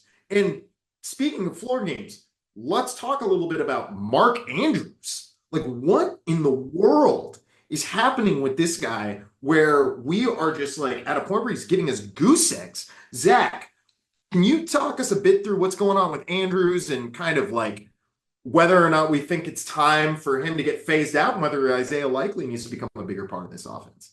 He hasn't had 20 attempts in the last 2 games. And it seems that the Ravens are basically saying, if you're going to let us run all over you, we will. Every single play until you commit. We do not want Lamar throwing against nickel and dime. We're just going to make you commit to the run. And if you don't, you're going to lose. So it really just depends on how that plays out, right? Does the league just go, fine, we're just going to commit to the run against the Ravens, and then the Ravens will start doing what they kind of did at the beginning of the season, where they were airing it out a bit and changing to more pass first? I think that might have been what happened. People saw them get Derrick Henry, and they came out and like sold out to stop the run, and then they got balled on. So then they're like, "Oh, we'll take a balanced approach against the Ravens," and the Ravens are like, "No, you can't take a balanced approach, and we have Lamar and Derrick Henry." Like, so I think Harbaugh is just kind of playing that game where he's like, "Well, let me run a few game plans, get you expecting something, get you committed to it, and then I'm going to do the opposite." So I feel like this offense in general, I want Lamar, and everyone else is going to be frustrating from week to week. In best ball, like I said, I'm happy. I think in our best ball, we actually have Lamar, so we've stacked him with his pass catchers. Beginning of the season looked great. Now it doesn't look good. I think it's going to be this peak and valley constantly, and it has been with Lamar over his career. The one target is not the nasty part. It should be the nasty part. The nasty part is week 3, 33% of the time he was on the field. And then week 4, 46% of the time, he's over half the game he's on the bench. He can't do anything for you if he's on the bench. So that's the number one thing to be worried about. Is it's not like a Travis Kelce thing of, whoa, he's still getting like 90% snaps and he's in double covered. He's not on the field. It's more like Mark Andrews is getting the treatment we thought Travis Kelce was going to get with like resting him and not, putting him out there and stuff like that. Which is kind of weird, but again, do keep in mind, Mark Andrews did get injured late in the season. And then, as I mentioned, I think on a previous podcast, the dude literally got like in a mega car accident, like before the season that was like newsworthy. It was like, oh my God, Mark Andrews was in this like bad car crash. So like, I'm not imagining that he's feeling 100% and that has to do with something, with the usage and everything like that.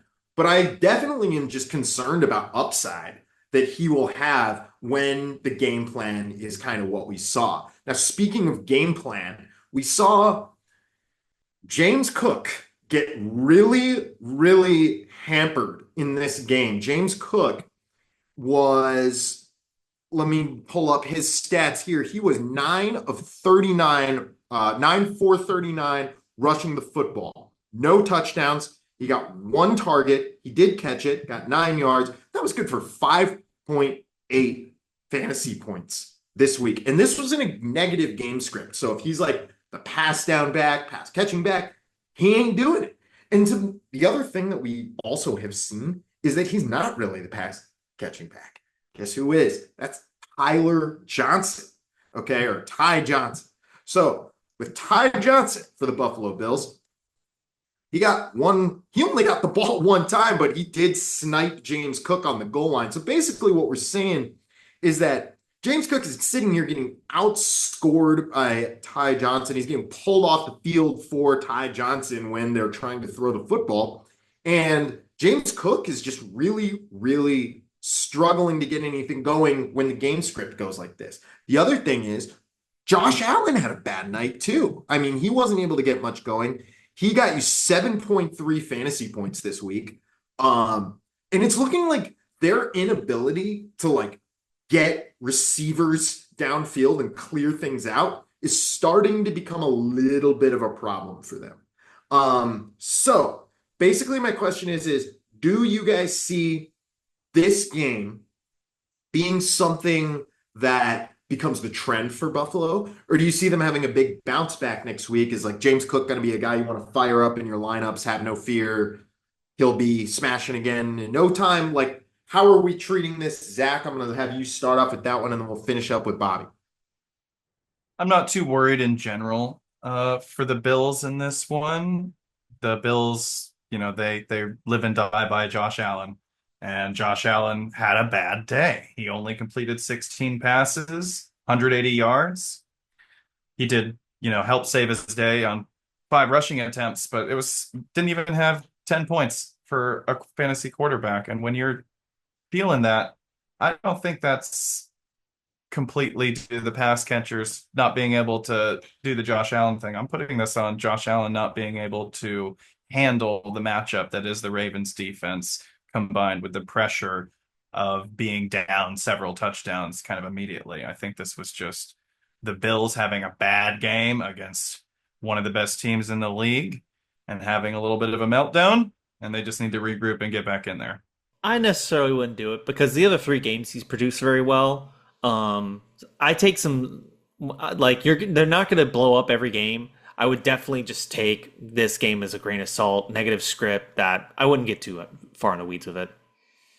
Now, I will say this is one, just a small victory lap that we will take. For a couple weeks ago, I remember sitting on this very podcast being like, guys, this is time to sell James Cook. He's smashed. Just look at the usage. It's not great. He's not going to smash like this every week. The floor will be low. And lo and behold, sometimes you just got to listen to this pod and get your information. So that said, make sure that you hit that like, that subscribe, that notification bell that tells you every time we post a new episode so that you too can be the first person to hear about things like picking up NFL MVP candidate Sam Darnold in week 1 like we told you to go do. So make sure you go ahead and you subscribe to the Dynasty Fantasy Football Podcast. Catch up on our social media. Make sure you're getting it, because if you were listening, you would have done things like started Jawan Jennings that week that he blew up. You would have Sam Darnold on your team right now. You would have sold James Cook for 2 first-round picks. But if you ain't listening, you're sleeping right now, and you're getting worked by the people that are. So make sure you're tuned in to the Dynasty Fantasy Football Show. This has been the Sunday Big Show. I've been Alex Klausner, joined by Zack Donovan, Bobby Carney. We will see you all next time. We're going to go catch some Monday Night Football. We'll see you later.